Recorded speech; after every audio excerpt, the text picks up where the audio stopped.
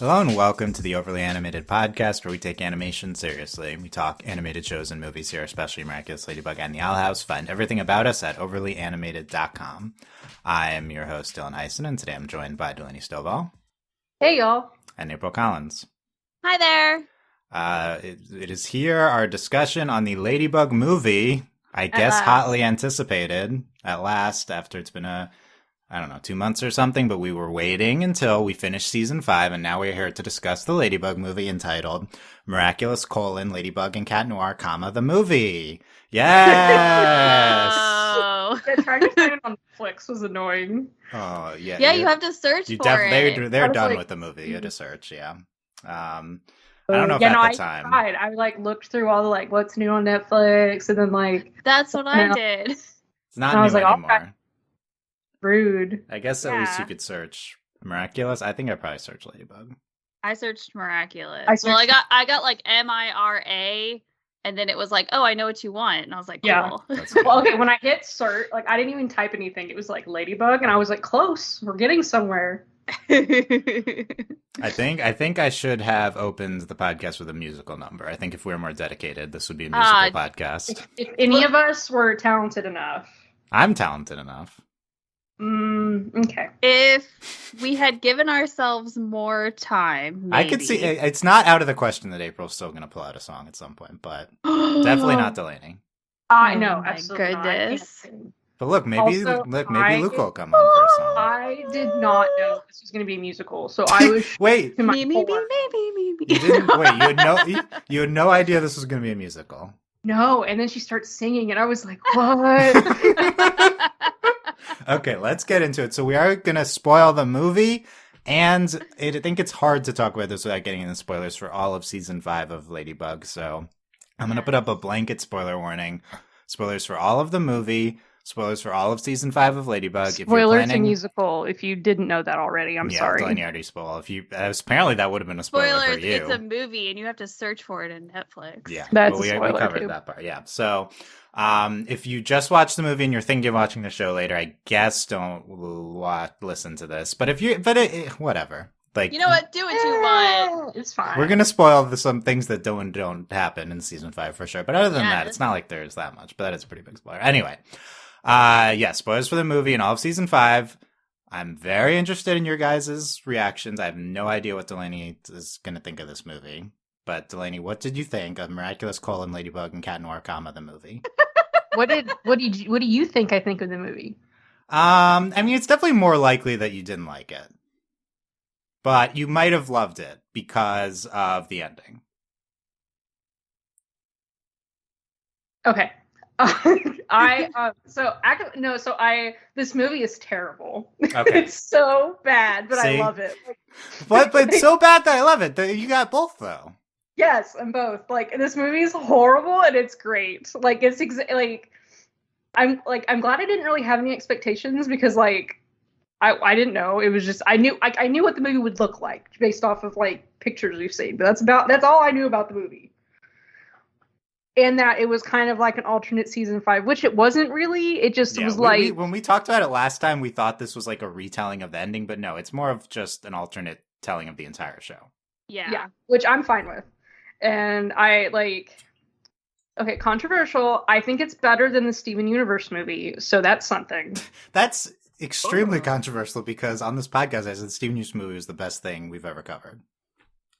Yeah, I love the Steven Universe movie. Anyway, for the record, I like the Steven Universe. I haven't watched it in a while. Both musicals. That is their similarity. Both musicals. Those are similarities, and it's kind of a retelling of both shows.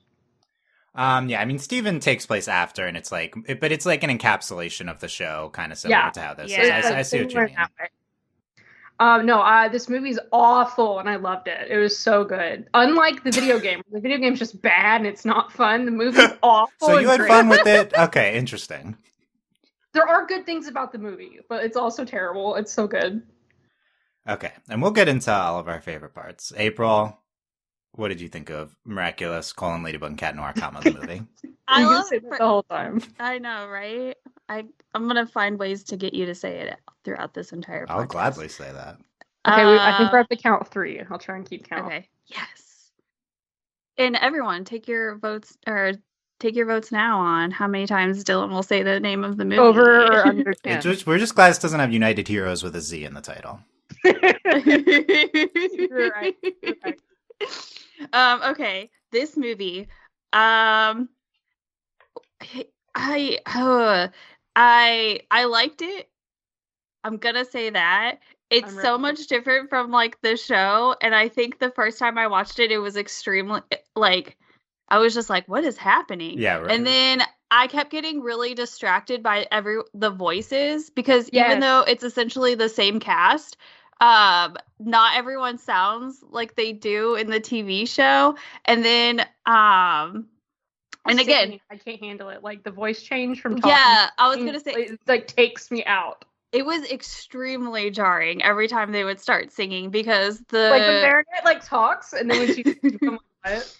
Yeah, but I enjoyed it. It was a fun ride, and there's so much that's different from the show, but like that doesn't stop me from from coming up with crazy theories and just... Oh, it's going to tie into the show? Okay, I like that.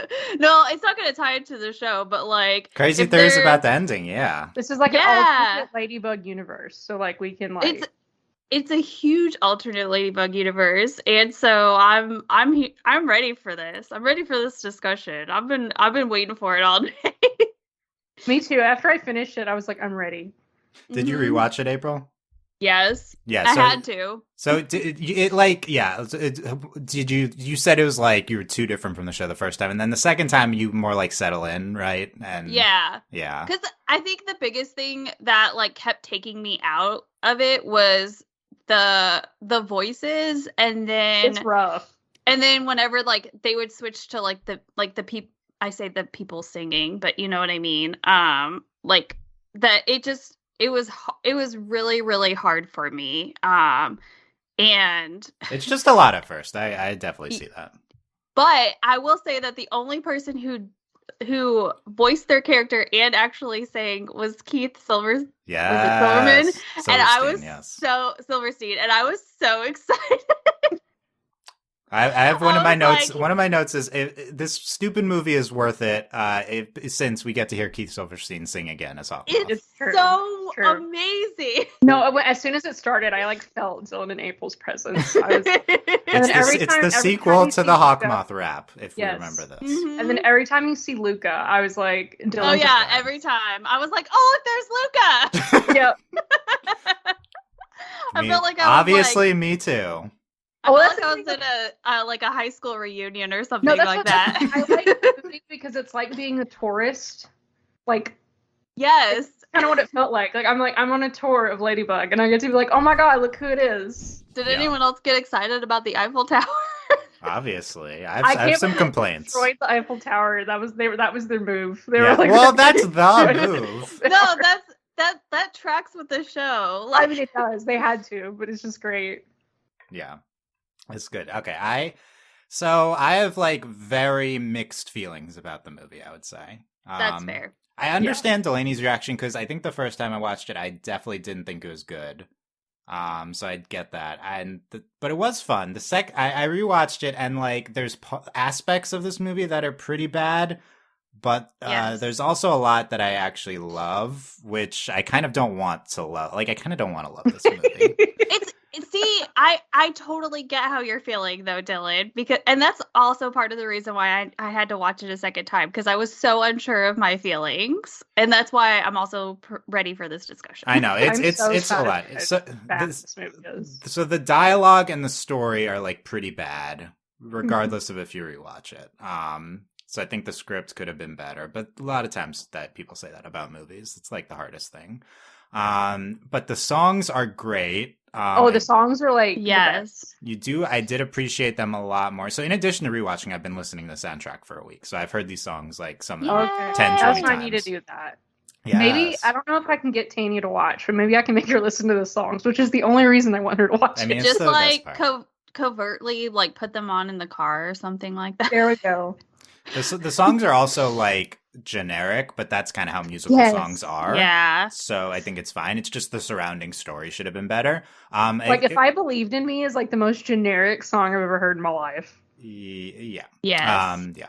But some of the visual sequences surrounding the songs are also stunning. Overall, this movie is so pretty. It's like ridiculous. I'm interested to talk about the animation, but I will say, regardless of your feelings on the style, I think some of the like visual spectacles with the songs and at the ending, I think are really, really good. Yes. I think the downs. Here's my like negative take on the movie. Between the songs and the animation style, and like even the generic story, this just feels like an attempt to Disneyify Ladybug. Ooh, yeah, that's a good way to say it. Which it's like it's fine, but that's not what Ladybug is. That's not what I love about Ladybug. Do you know what it kind of like? It's very like very, very pretty. Like all of the animation and everything, like it looks really nice. But do you know how like whenever you watch like an animated movie, and then they turn it into like a TV show, and like the quality is just not the same? That's how I feel, but like the reverse. Okay, yeah. Does that make sense? We'll come back to it. I'll stick up for the show's animation, but this is like very jarring. No, to me, the animation is good, but that's how what it she's felt saying. to me. Yeah, it's weird. I also went back to watch check on something from the show right after watching the movie, and the show looked weird. It's like really hard to reconcile the two. They're very different. That's the thing. Like, it's kind of like watching a Disney movie and then watching a DreamWorks movie because it looks so jarringly different. Yeah, I mean, I think this movie. Oh, that's a better explanation. I like that. I also think this movie is like feature animation style, if that's a thing. It's like there's kind of like but even between those two studios, it's kind of a similarity. I couldn't stop staring at Adrian's hair. It's just so like fluffy. Yeah, his hair I guess looks more realistic to me in a bad way. Like he looks uglier, but I guess that's how I couldn't handle Chloe. I was like, what? Like I was always distracted by her hair. I was like, what? I think to spoil some of the notes coming up, they ruined Gabriel. He looks so ugly in this movie. I know! Right, April? He's so hot in the show, and he's so ugly in this movie. I was like, why is he so unattractive in this movie?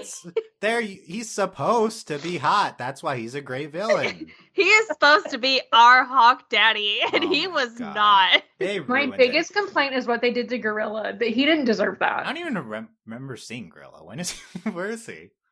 He's one of the like generic villains. He's one of the bad. Oh no! Is that supposed to? That's not supposed to be Gorilla. I think it's supposed to be Gorilla. I didn't give that that's a how second. I interpret it. I think those are random people, but that's interesting. I like that headcanon. Okay, that's how I interpreted it. I was like, no, they did him. That can't be Gorilla. I don't accept that. I think the second half of the movie is like actually really good. Yes.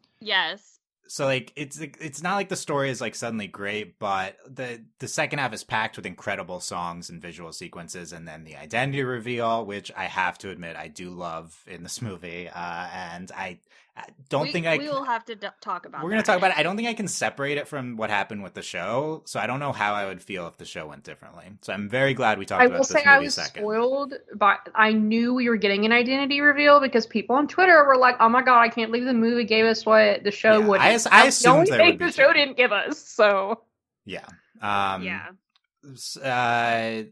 want to because I think that there's some people. I don't know how Ladybug fans feel about this, but there's definitely a lot of Ladybug fans that are like really negative. I just want to make this comparison. I think like if Ladybug the show is a book, and this is the adaptation of the movie adaptation of the book. Yes. We're fans of the book. We're like huge fans of the book, and so we're watching this, and it's like this is also different. But a lot of Ladybug fans weirdly are just like hate readers of the book, and they don't actually like the book. I don't understand. So they must love this movie because it's different, right? So if you love the movie, on Twitter, that comment that spoiled that there was an identity reveal. That was the vibe I was also getting. So if you're like, how did Delaney think this is terrible? Like we love the show. The difference is you don't love the show. Like that's fine. You just need to understand that. We're coming at this from a different place. This movie is terrible, but like in a way that I love. It's like when you watch those like the channel Sci-Fi and how they make like horrible movies, but you watch all of them. It's like garbage television. This is a garbage movie, but like I will watch it 5 times. It feels like the first. Oh yeah, no, I like that better, Delaney. Like a movie that is bad, but you just watch it over and over again because you can and will. I love it. Like I love this movie, but it's bad. I do think it's rewatchable. I will say I was very bored the second time in the first half of the movie. Like it's there's some rough stuff like getting through. It's really rough. The first half is really slow. Like really slow. The 2/3 of this movie is season 1, and then the last third of the movie is seasons 2 to 5, right? Like, and we definitely didn't need to do that. I think you could have made season 1 like 30 minutes but there's obviously a lot of things to establish. Also, why do they have to make Master Fu so weird? Like you didn't have to. I loved how weird he was. I'm sorry, Bernadette being like, this town's a loony bin. Like, girl, like you're in charge. Like you're Queen Loony Bin. Like yeah, I want to talk about that. But we'll go through all the changes. We'll go through all of the weird things that we didn't like. Let's talk about favorite scenes though in the movie. Delaney, did you have a favorite part right after watching? Oh, my favorite part is when they played the theme song in the middle of the movie. I was like, yes! Yeah! That's part of the movie. I was like, yes, finally. Like, the whole, like, when the movie opened and I didn't hear the theme song, I was, like, crushed. Like, how will we know if she's a normal girl with a normal life? How would I know? Like, how was I supposed to know what I was watching? No, and then, so when the song plays in the middle of the movie, I was like, yes, this is the best. That's the montage that basically speeds us through seasons 2 to 4 in the span of 2 minutes. Yeah. I also really enjoyed Gabriel's I don't remember the villain's name in Princess and the Frog, but that's what this was. Delaney, I think so too. Yes. It's like it's the same color scheme. Yeah. They were like, Princess and the Frog, and they were like, we're gonna just copy this. I was like pissed off at that. Like when we get to his, I'm like, Gabriel gets a song, Silverstein gets to sing, but then it's just a blatant ripoff of the Princess and the Frog villain. Like, also, what? Fun fact, like, I only saw Princess and the Frog, like, recently, like, in the past, like, 2 years, so it's really random that I've actually seen it. No, I remember that. I think I rewatched it, too, somewhat recently, and yeah, it's the like, cane in the top. It's, like, such... Yeah. And, like, and the green, like, the intense green. Also, like... Like, the intense green with, like, the dark, moody colors. Also, did you know the prison in France is a dungeon? Did you know that? That's how prison... Apparently. I literally wrote, what is this prison? Like, I thought he was going to the catacombs. I was like, is he raising zombies? Like, what is he doing? And then, like, it's really confusing. That would have been great. No, they literally, that's the thing. It's blatantly ripped off. By the way, I mean, I like the sequence, but it's way better in Princess and the Frog. Like, it's so good. Yeah, it's worth it to hear Keith Silverstein sing. It is. I mean, it's still a good sequence. It's just like, I don't know. We could have differentiated it. I just couldn't handle it. I was like, this is literally Princess and the Frog. I know. It's definitely same page. April, what are your favorite scenes in this movie? I can't remember the villain's name. Well, the one was the mime, and then the incredibly hot pink-haired chick that I couldn't get over. Every time she came on screen, yes, I was like, oh, my heart.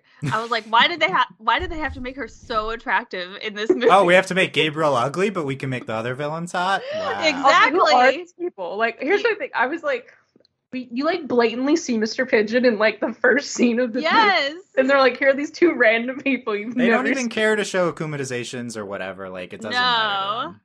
We didn't get that. But I also really enjoyed that like fight sequence. I thought it was really fun. Oh, you mean when Adrian stops a bullet? Yes. Did that happen? Yes. Also, this was also another ripoff of when they're robbing the bank. This was literally what happened in The Incredibles. Yes. Like, they even had that like mole villain in the catacomb prison, and I was like, is that the villain from The Incredibles?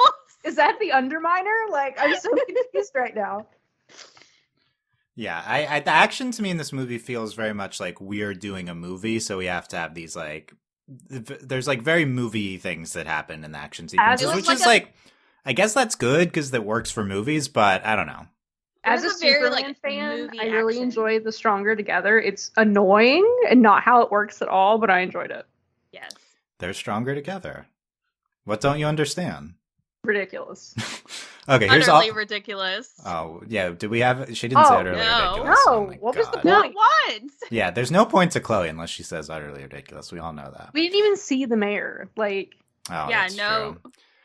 Yeah, we can go over all the. We need to talk about all the characters we didn't see or who we saw, but they didn't talk. We got to see Nadia, and that's what matters, though. Like we got to, and she said the line, so we got. I have to say, I think the most baffling thing in the script is that they include Nadia's tagline, but they don't say it's Nadia, and it's like a wink to the show, but there's no reason to include it. It's like they it's didn't so even stupid. put her name on the screen. I don't think. No, why does she need to say that stupid tagline? Like, you're trying to make a more serious movie. Like, that's the thing to cut. Out of all the things you're going to change from the show, you're not going to change that thing. Anyway. Also, Miss Bustia was not pregnant. That's in my notes. Miss Bustia is not pregnant? What is happening? I'm so glad you put that in your note. I don't even remember when we saw her. I guess it was in the beginning of the movie. Also, like, where they just like, we're French. We have to do ballet and gym. Like, what are you doing? I'm not She's ballet. Doing gymnastics. Why? Marinette doesn't do gymnastics. Also, what is happening? Let's just kill children. Let's just, Okay. No. Okay. Before we keep also, going. Adrian hanging out in the library. Adrian doesn't read. What are you talking? Okay, just there was no fencing. Yeah, no fencing. I don't even think their school has a library. But also, my favorite part is like Chloe's like, me and Adrian are a thing. They never interact with each other the entire movie. Yeah, it's pretty good. Okay, I think it's implied that Adrian goes to school, but he's only allowed in the library. Like, that's what I interpreted from that interaction. I have to say, the circumstances in the beginning of the movie are extremely unclear. Yes. Is Adrian going to their school? I guess. Yeah, I guess he is. Did he just start? Did Marinette just start? April, did you think Marinette just started at the school? I kind of did, and I was like, "What is going on?" Okay, after the movie, they kind of act like, oh, Marinette just moved to Paris. Like that's kind of okay. Act like. Okay, same page. Yeah, me and Sarah after the movie were like, Marinette's new to Paris in this movie. Yes. Okay, I have to say, I rewatched it. I don't think she's new to Paris in the movie. No, but it really feels like it is. Like, but it feels like it. Like, I'm like, what am I supposed to get out of this? Like, the first line of reaching out is like, I always wanted to call Paris home. Like, that implies she's new there, but she's not. Yeah, but she's not. And then like, she doesn't have any friends except Alia. And Ollie only just becomes her friend. I will say she might be. This is an AU. Anything could change. She might be new to Paris, but there's no specific indication in rewatching it. But then everyone knows her. I was gonna say she's just like Yeah.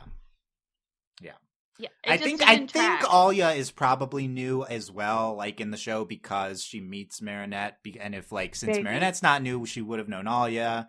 Unless Alia's also new, but they also don't specifically say Alia's new. So it's really all very weird. Yeah. But then Alia was talking to way more people already before, because they kind of made it seem like, oh, this is like the start of the school year kind of stuff. But yeah, this is these are some of the script things. Not that I will say we did get to see every student, and I was thrilled. Yes, but they're all just background characters. Yeah, yeah, they're not real people. No, yeah, they're only Chloe, Sabrina. I'm glad Kim got to have a line. That was Kim. They gave Kim dialogue. Yes. Kim talking. Have you been working out? Which is not Kim's thing. Okay. Kim. Wait. I mean, not Kim. The other one. Who was Ivan. Ivan. That's not Ivan's thing. He's not. Okay. No, Ivan's just big. Yeah. Yeah. Kim asked him, "Have you been working out?" And he's like, "Did we see Mylin? I don't remember. I don't know. I don't know. I assume at some point. We saw Julika and Rose. I didn't see them being gay, though. Disappointment. Yeah. They were never next to each other at any point. Rude. They were always separated. We'll talk about this. Okay. Also, let me go through the good scenes in the movie. Go ahead. Okay. My favorite scene in the movie, which I unabashedly love, unfortunately, because like I said, I don't want to love this movie. Is it's not a bad thing. It's the Courage in Me song where she's basically accepting the call. Oh, yes. And you mean when they're bouncing around for no reason? Yeah. And then with some awful folly. But then she transforms during the song, and obviously I'm gonna love that. Every time I watch that, I literally get chills. It's didn't get a Cat Noir transformation sequence, which is rude, by the way. That is rude, but this Marinette transformation in Courage in Me, great, amazing song, and her transforming in the visuals is so incredible. I love it so much. And apparently she transforms in the middle of the fair. Mm-hmm. Oh yeah, this show doesn't care. The movie doesn't care to explain things like this. They do not care. There's nothing is explained. Okay, here's and then, Adrian crashes. When he leaves, he breaks the window. Yes. Other scenes I love. I do love the duet with Tiki, which is "You Are Ladybug," which is kind of a version of the theme song. that song gave me like Lin-Manuel Miranda vibes. So like, really hardcore. This song features Tiki saying, "Let me break it down," which And is then, like, my even worst before then. nightmare. My worst And then nightmare. she starts rapping. Thankfully, Melody doesn't really rap; she's just kind of talking. But oh my god, you're gonna have Tiki say, "Let me break it down for you." Oh My god. biggest complaint is that she didn't actually rap. I was really mad about it. I was like, really? You saved me But even- from not being on this podcast. Even if she before rapped. then, because they were having like that sing-song conversation that Lin-Manuel Miranda does in like all of his stuff, and I was it's just in like, that style. I agree. I was like, did Lin write this song? Was he on this? No. Like- It would have been better. It would have been better, April. Come on. Aw. This is all Jeremy Zagg's music, who also directed the movie. But even like some of the other songs very much had like Lin-Manuel Miranda vibes, and I was like, am I watching a Disney movie? Well, yeah, but these are all in the style of a Disney or other big budget musical movie type thing. They watched Les Mis and they were like, we're gonna do that. Random things in the first half, because I like the second half better, but other random things in the first half. There's like this scene where they're each talking to their Kwame, Marinette, and Adrian, and they intersperse cutting together. And it's one of the better written things in the movie. I think that's really fun. And then Cat and Ladybug in Notre Dame, their dynamic meeting for the first time. There's some fun stuff there too. I do think. You're my sidekick, like you're a punk. Yeah. So and annoying. It's like Cat's like, I have a plan with Marinette. Oh, like disappointed. Mm-hmm. That's pretty fun. I talk about Courage in Me. Delaney talked about the theme song montage. I think that's really fun. The full version of the theme song. I love them, Ladybug and Cat play fighting on the roof before so Stronger good. Oh, Together. that was such a good Also, scene. they were like, we're gonna telegraph slamming into the wall. I was like, it's happening. It's coming. Obviously, that's it's coming. Yeah. I thought that was them capturing the Lady Noir dynamic the best. I thought that was really good. Yeah. Stronger Together. I thought they were gonna kiss. I was shook. I wanted them to. Well, if you wanted them to kiss, I have bad news for you. Oh my god! Oh no! Oh my god! Spoilers! I'm so mad. That's the biggest complaint with this movie is that they're like fade to black. I was like, rude. Granted, it's okay because in the show we get a 360 spin around every time they kiss, but like rude. You're telling me you like this movie better and they don't even kiss in the show? We get epic kisses that we have to wait 5 seasons for. Okay, yeah, that makes no sense, y'all. Stronger Together, the big Lady Noir number. It's incredible visually, good song as well. Marinette, Reaching Out, as mentioned, is Marinette's big ballad at the end of the movie. I love that song. I love her singing it in the movie. I really liked it. I did not understand the point of the song. Didn't make any sense to me, but I enjoyed it. Yeah, it's this whole movie is vibes. Like you're right. It's vibes. This is not the vibes versus plot. This is not a plot. This is just vibes. Like you just have to like be into the song. You're just here having some songs. You know, I'm just watching like a movie that's like musical, and I know exactly what's happening, and I'm like, I have no, what's the song about? Marinette. This is like Marinette reflecting on her arc. I actually think Marinette's arc in the movie is pretty good. Adrian's arc, I don't think is very good. I think they did a good job of capturing the like her like the way she becomes Ladybug, like the confidence. Yeah, she's in their first number, which I also do really. I love all of Marinette's songs. Lou sings all of them. I think she's fantastic. Great. Very talented. So we'll get back to that. But if I Believe in Me, so it's like she doesn't have confidence. Courage in Me. She's getting confidence. I think that might be the best song visually. Is If I Believed in Me. It's fun. It's fun. Yeah. With all the also Courage in Me is probably the best song, but visually it makes no sense. But I really it's abstract. If I Believed in Me, a major point of that song is establishing visually that she is like a fashion designer. Yes. Which is not relevant in the rest. I guess she makes her. Does she make her dress at the end? Yes. Yes. Okay. I believe it's implied. She makes a matching bow tie, which she was going to use to ask Adrian to the dance. Okay. I did not catch that. I'm afraid. So, like, y'all, my mom was like, I told my mom to watch it, and she's like, "Is it sad?" And I was like, "No." And I'm afraid I'm gonna get a text message in the middle of when she said, it wasn't sad. So sad. Yeah. She's gonna be like, Adrian said no to her, and I'm like, "It's not that bad, I promise." So I do love reaching. Oh yeah, it's the point of reaching out. I don't know. It's her reflecting on her arc. She's gaining confidence, but there's strife with Cat Noir. Loves Adrian. Yeah, it's vibes. The identity reveal stuff. Oh gosh, are we gonna talk about that? Well, yeah, but I do love it. The biggest thing I love is actually this visual of Cat with his mask half off. I thought that was really inspired choice. I actually think that was brilliant. I love seeing that. Also, and his then pretty eyes. he kept, despite the fact that his mask is half off, he keeps the cat eye. Because he's technically what's it still called? Cat Noir. What do they call it? It's something masking. What's the stupid thing they call it? You're the one with the cat. Quantum masking. Yeah. There's no attempts to explain why they don't know who each other are in the movie. I was like, what do they call it? I thought you were gonna say what the eye thing is. That's what you. Okay. No. Anyway. No. And then the mask. the last scene with the masquerade party and Marinette reveals to Adrian the identity. I love that scene too. So there's a lot of like, Adrian, are you gonna walk in there with that mask and everyone's gonna know you're Cat Noir? Question mark. My favorite was that Marinette literally put the mask on and he was like, "Oh my god, it's Ladybug!" Yeah. It's like the Green Lantern. It's what they're so much smarter in this movie.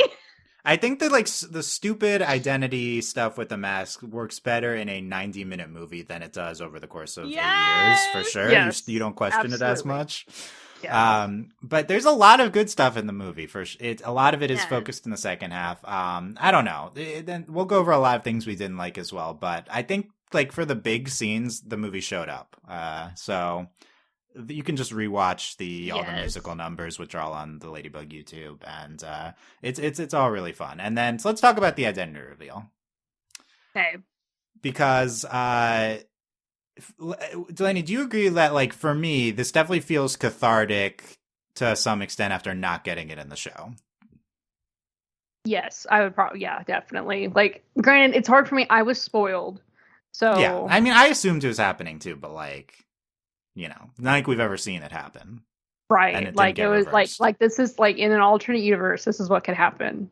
Yes. It also showed me what I don't want. If they do this in the show, I'll be mad. Well, which aspect? I mean, it's stupid, like putting on the mask. They can't do that in the show. But like, it was. It's a vibes thing, right? Like it only works in the movie. It's wild that like Marinette saw everything, but he has no idea that she's Ladybug. I was like, this is ridiculous. Also, what do? They just like take Gabriel out back and shoot him afterwards? Is he in jail? Like, I think he's dead. No, just I don't know. It's unclear. He's very clearly not dead. Yeah, but I did. I really. No, it was like we deserved this. Like all of our years of waiting. April, what did you think? I loved it. I loved how that. I do agree, like, the whole just, like, putting the masks thing on totally works for the movie. But this identity reveal, especially because they kind of, like, hint at doing a second movie, creates a world of chaos. Yes, and you're right. I had so much, because, like, we start off, Hawkmoth takes the earrings off of, like, Ladybug, which reveals it's Marinette, but he doesn't know Marinette, so he doesn't care. He's like, hey, it's some child. Throws her he's away. Like, oh, it's just some teenage girl. This was what I deserved, because I was so mad about the season 5 finale that we didn't get this, so I deserved this. I got what I wanted. I was going to say, well, and then, like, she finds out that Hawkmoth is Gabriel, and so I'm like, okay, like, this tracks, like I see where this is going.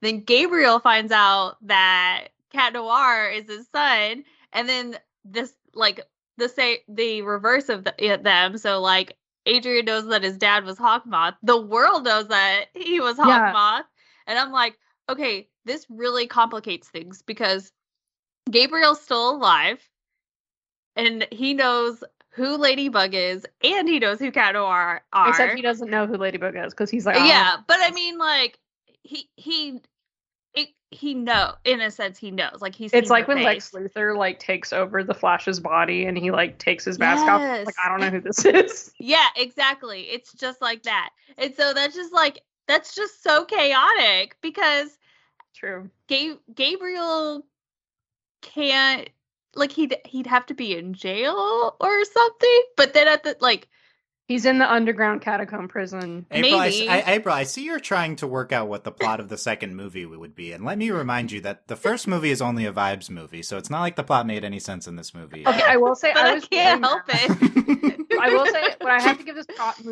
props to the movies, I was really mad. I was like, I can't believe we didn't get a dead wife card. And then they're like, boom, dead wife card. Yeah, look, right at the end. Oh, it was great. The first time I'm watching this, I'm definitely thinking it's bad. And then there's the identity reveal, and that engenders a lot of goodwill for me. And then they end with dead wife card. And it's like, okay, obviously I can't hate the movie. Like, there's a dead wife card at the end. I was like, they did it. No, I was like, man, there's no dead wife card. And like, I had already filed that comment away, and they were like, dead wife card. I was like, yes.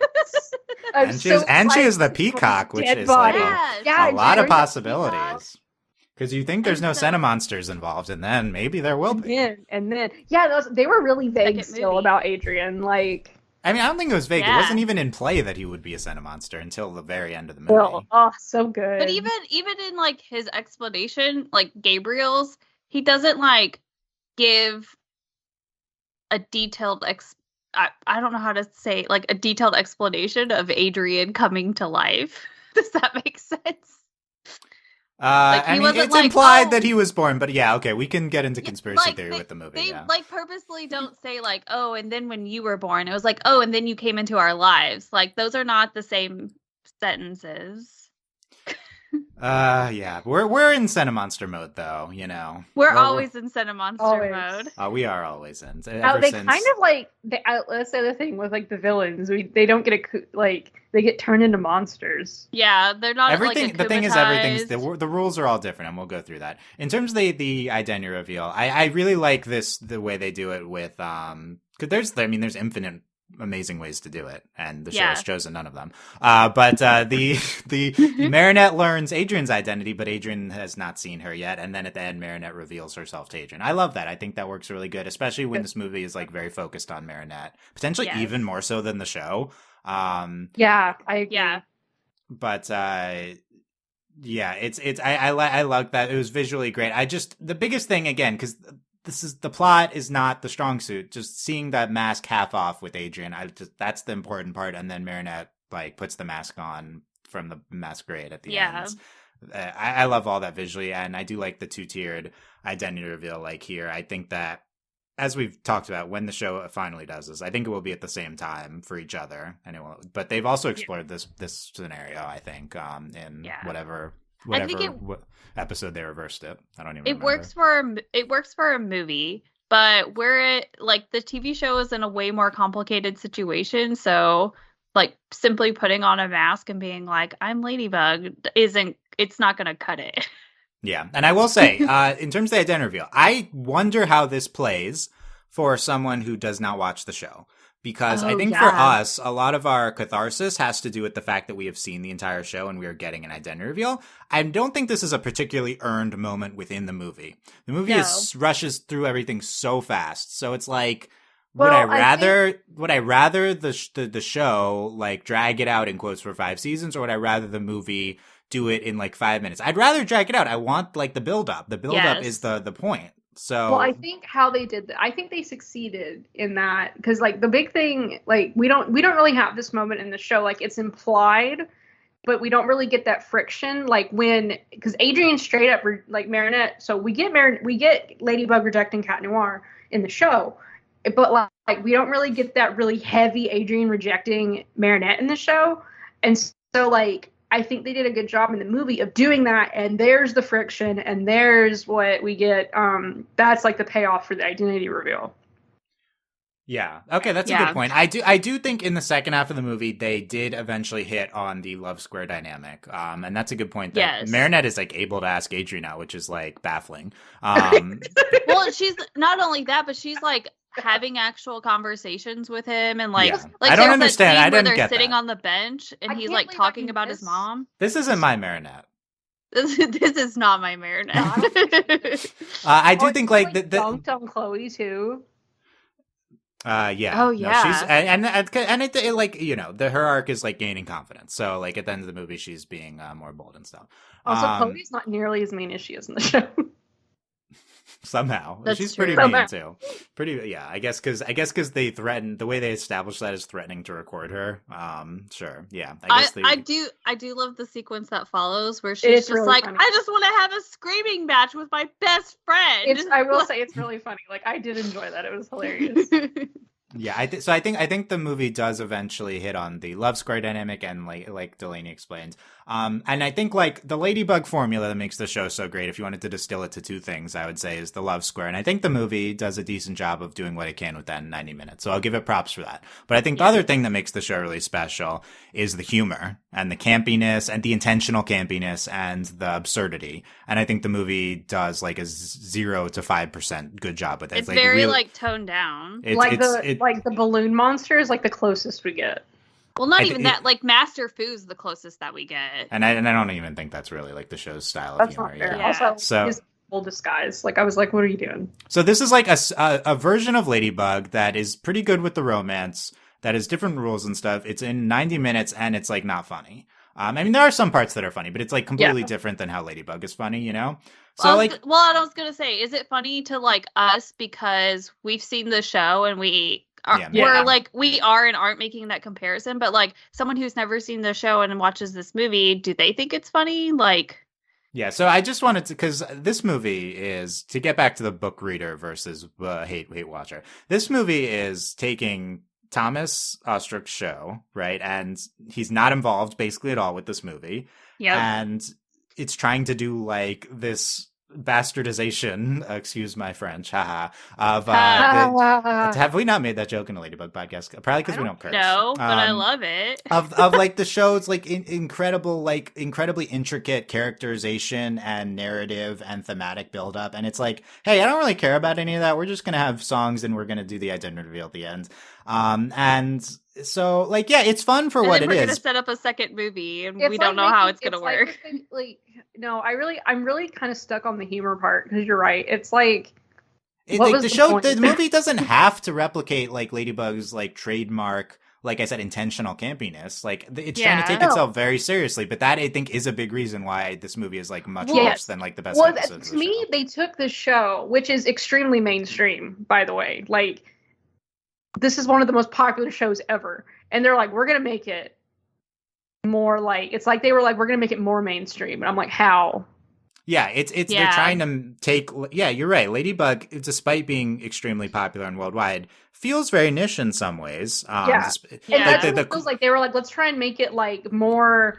Ladybug has like a very like mainstream core story with the love square and their teenage superheroes. But what the show takes that, and season 1 it's kind of just that with some like, I want you to know but that, then it expands on it in all these special ways with the humor and the Sentimonsters and the Gabriel and the show is like, actually we're just going to go back to that core story. The movie is actually and you're losing all of the aspects that Ladybug has built out and made it special.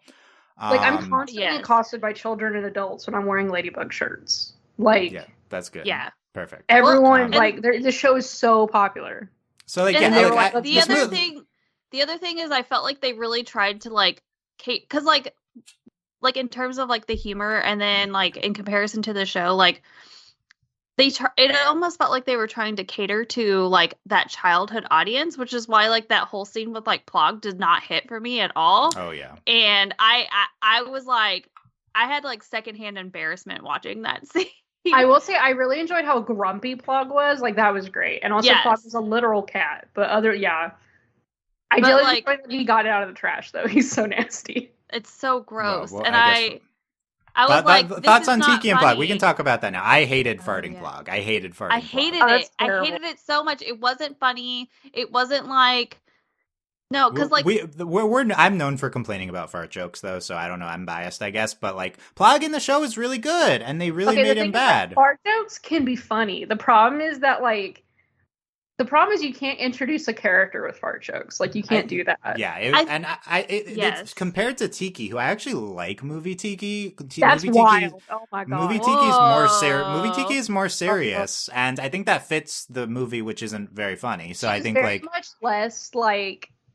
she doesn't have as much of a baby voice. She's less cute. She's less cutesy. She's more of, like, old, and they lean into that. Like, also, I like how they're, like... They're like, I'm a genie. And I'm like, no, you're not. Like, right. Just because I rub the jewelry and you come out, is that why you think you're a genie? Like, yeah.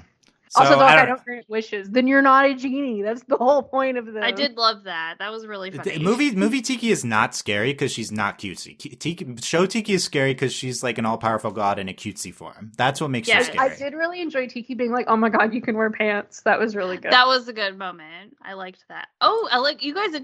I like that she said, "Oh, you invented electricity." Like Marinette was this whole time about electricity, and like that Marinette did it personally. Yeah, like she was the one who gave us electricity. Thank you, Marinette, for your invention. Okay, let's go through the songs, which we kind of went through a lot of them already, so we can go faster through those ones. But just want to make sure we hit on probably the best part of the movie, right?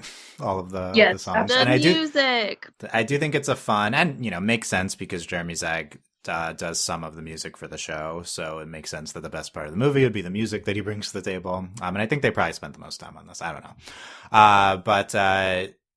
So we didn't talk about this enough, I think, because this is going to be one of people's main reactions to the movie, that the singing voice is different from the speaking voice. Yes.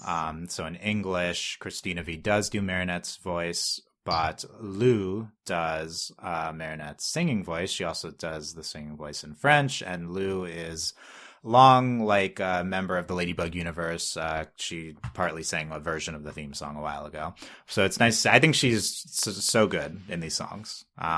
Absolutely. Like when I complain about the voice change, it's not that like the singing's bad. The singing's wonderful. It's just jarring.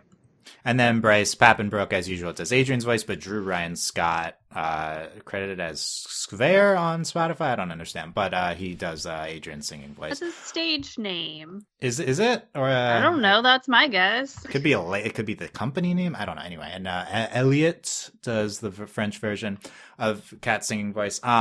So I think it's super jarring that the singing is different from the speaking. And the weird thing is Christina V can sing, and Christina V and Christina and Bryce, they sang in the Christmas special on the show. So like they have sung as Marinette and Adrian.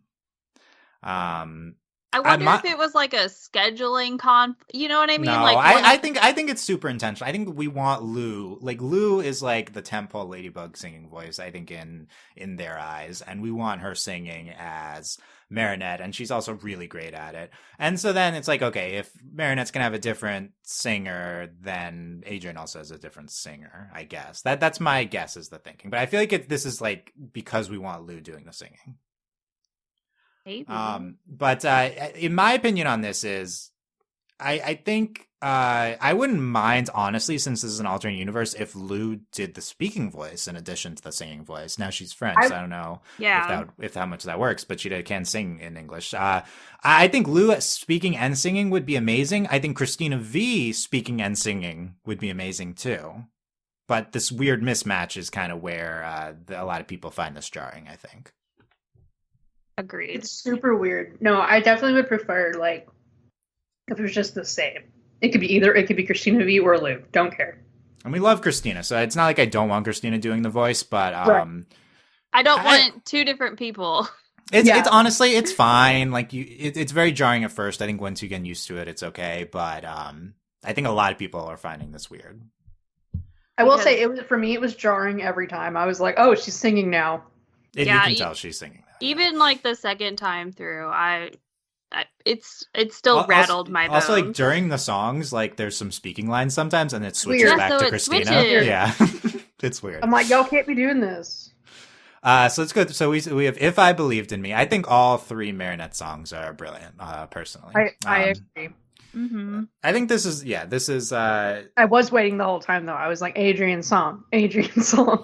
Well, we're going to get to that in a second. So If I Believed in Me, any other thoughts? I think it's a great song. I think the context in the show makes it maybe one of the weaker sequences, even though the visual parts with the dress are really good. But it's still good. Go ahead. So okay, here's next. So here's the song Alone Again, which is an Adrian song, which is Adrian singing about his dead mom. April, what do you think of? What did you think of this song in the movie? I don't remember this song. Delaney, do you remember this song in the movie? Yes, he's in the theater. Oh, he is in the theater. In the theater. Okay, it's this trick question. I discovered this preparing for this podcast. This song is not in the English version of the movie for some reason. What? This isn't what he sings in the theater? He doesn't sing. The thing is, he doesn't sing in the theater, but the instrumental version of the song does play when he's in the theater. Oh. But if you switch the audio to French, the French version of the song is in the movie. That makes no sense. Why did they do that? Is there like a completely different sequence, or no? It's the same sequence. He's not singing in the French version either. It just plays in the background. So I guess it's weird because he's not singing. But yeah, I had this is mind blown. Yeah, just seriously, go to Netflix, go to the scene in the theater with mom, switch the audio from English. I'm gonna have to do this. It's instrumental in English and it's French singing, but on the English soundtrack, you hear the English songs. They recorded the English song, they just didn't put it in the movie. That's so weird. Okay, it's weird. What a waste of money. What a waste of money. I don't know. I have no explanation for this. So is the song good? It's okay. It's fine. Okay. I like the other Adrian song better. Okay, so the next is "You Are Ladybug," which we talked about, the duet, kind of the theme song base.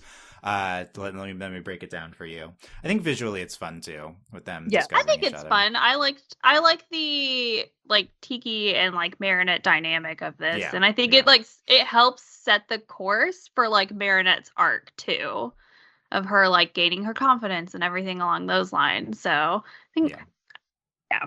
I like the first time I watched the movie. This was like one of my favorite parts for some reason. They were like they literally looked at like the hero's journey and they were like, "All right, we need a song for every part of the hero." Yeah, it's super blatant. Yep.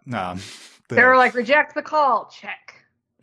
Nailed it. Accept the call. Yeah, the courage in me. Okay. My Lady is Adrian/Cat singing about he loves Ladybug. Okay, I'm gonna complain real quick. Why are they on clouds? Like, is this a talent now? We can walk on clouds. This happens. There's a lot of clouds. In the movie. Well, I mean, to add to that, and I know we're talking about music, but Hawkmoth apparently has telekinesis. So see, what did he do with telekinesis? Right. He was holding he held Ladybug/Marinette up in the air. Yeah, he like force choked her. Yeah, and then he did the same thing to like Adrian. He akumatizes himself while he's Hawkmoth, and he doesn't turn into a monster. Like, and he just has infinite powers. Again, it's just all vibes. None of this has any explanation. All vibes. All vibes. I really like My Lady's a really good song. The cloud thing. Stronger Together. They're in the clouds. I love how it ends visually because the clouds dissipate and they're on the rooftop. I love that. I was okay with that. The first time I was like, "What is going on?" Yeah, I don't know. Chaos Will Reign Today. We talked about great song. Way to kill it, Keith. It's fun. I would have loved a power ballad from that would have been and not blatantly ripping off Princess and the Frog. Yeah. Still fun song. Still fun. Courage in Me. I talked about how much I love this in the transformation sequence. Any other thoughts on Courage in Me? Good song. Stronger Together we haven't talked about enough, I don't think. So we get I think Stronger Together is it's the Lady Noir song. I think this is supposed to be like the tentpole biggest scene of the movie. So this is the piano and then the play. What comes after? No, this comes after Courage in Me, which is why it can't be the tentpole song. I concur personally, but yeah. I think this is good. Anyway, we have like they've been blasting this song all over their social media. Yeah, this is their and then we previewed the play with the what is it, Moon or something like that. Yeah, we've had that visual for years. Like this was like they were planning this. Mm-hmm. They go into the clouds and they dance together. There's one point when they like High School Musical. Yes. There's one point Cat's pole extends over the river, and they're balancing on that. I really like that. There's a lot of like cool little. Is that what it was? I thought there was just a wire under there for no reason. I interpreted that as again. There's no real explanation, but I interpreted that as his pole. But I think visually the song is stunning. The song's also really good. What do you guys think of Lady Noir in the movie with this song? I was rooting for them, so they got me.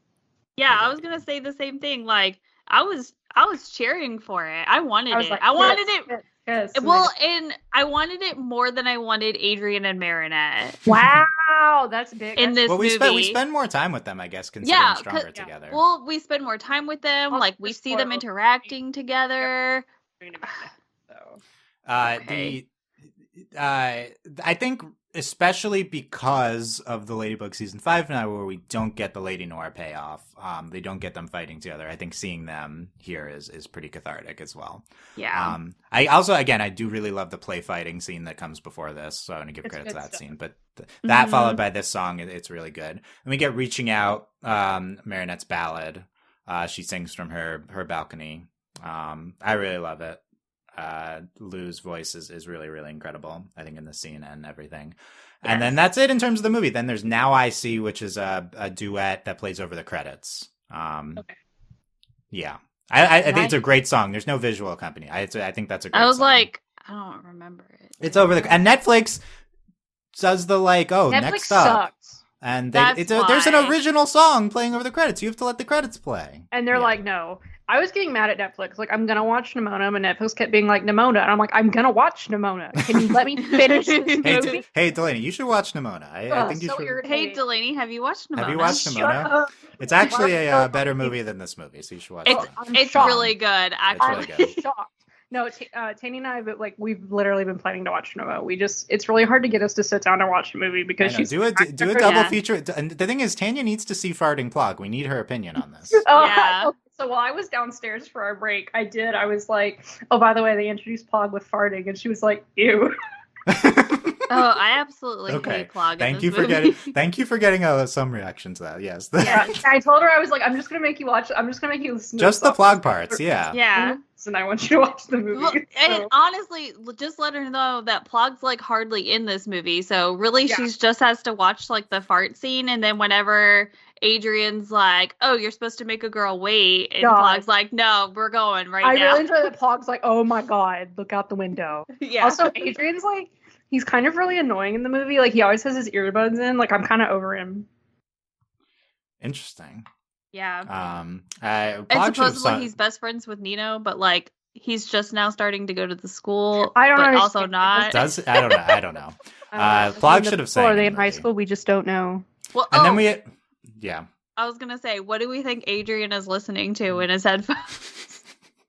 Well, I don't know. Obviously, Taylor Swift. Oh God, we're gonna come back to Careless Whisper. Okay, so I was oh yeah, we have to. We're gonna come back to that. And then we get the new version of the full theme song, which the full version of the theme song has been around, but it's never been in the actual show. It's just there's a lot of different versions that they posted on YouTube and stuff of the full theme song.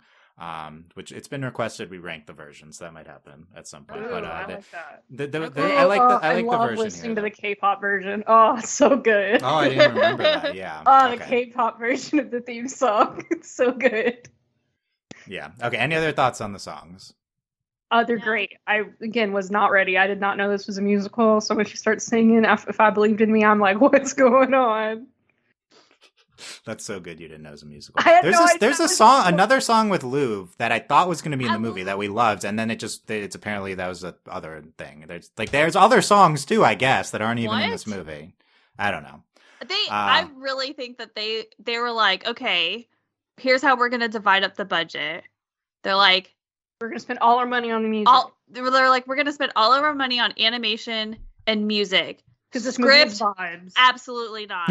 There's a writer's strike about to take place because they wrote this 5 years ago. So they're like, in 5 years when we release this movie, there's going to be a writer's strike. Makes sense. So we wanted the script to be terrible to play into that. According to Wikipedia, let's get your reaction. According to Wikipedia, this movie is the second most expensive French movie ever made. What? I believe that 1,000%. Why? Why do you believe that 1,000%? Animation is so expensive. It's expensive, yeah. Animation is extremely The stupid Ladybug expensive. movie is the second most expensive French movie. I mean, the thing is, other countries don't have these huge budget live action movies, I guess. But I don't know. The French movie industry, it's big, yeah. I don't know. But animation is god awfully expensive. I mean, Ladybug is also the most expensive show that I don't know how Jeremy Zag has so much money. I think we need to investigate this. But the podcast idea, the Jeremy Zag investigation, the Ladybug oligarch.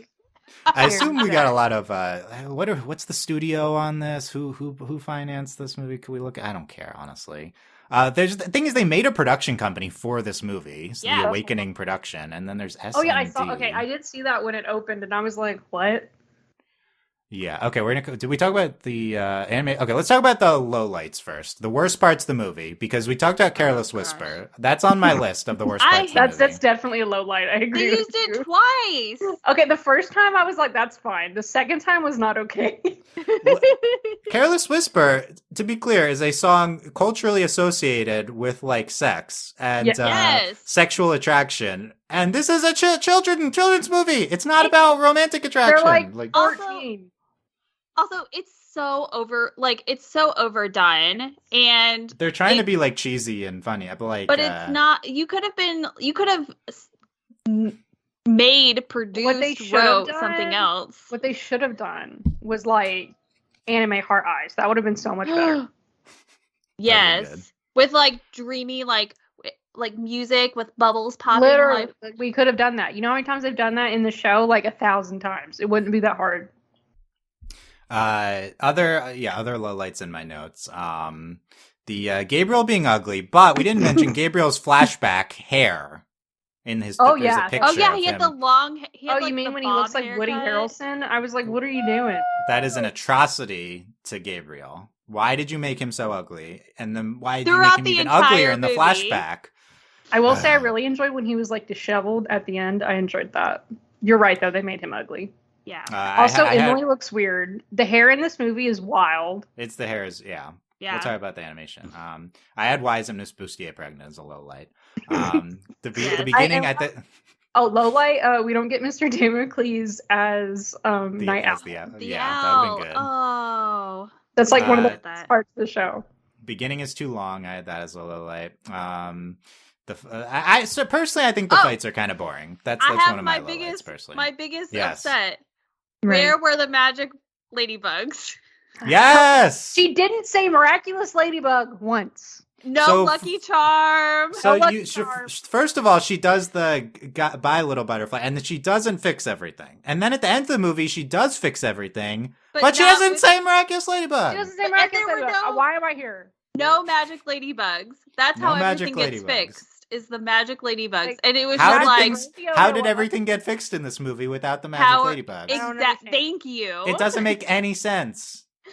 It doesn't make sense to us. Also, he's like, Master Pooh's like the power of creation. I'm like, just tell her to go Miraculous Ladybug and throw her yo-yo in the air. Well, the Lucky Charm, but she didn't Lucky Charm. I was waiting the whole movie for Lucky Charm. At least they visualized like her learning how to use the yo-yo, I guess. But I was like, come on. The powers, the powers in this movie are so weird because I think Cataclysms for the first time in the end of the movie. Like, I don't think destroys the Eiffel Tower. Like, also, they give him Cataclysm, but she doesn't get Lucky Charm. What? Yeah. How do you do that? She goes Lucky Charm. What? Here's a line from the beginning of the movie. How do you make your dreams come true, Mom? You just have to believe in yourself. Cool. Cut into the first song. Yeah, that was a low light for me. I will say, I did appreciate that they made a really big effort to make sure we all know her parents are the best, and they did a good job. Yes. That's good.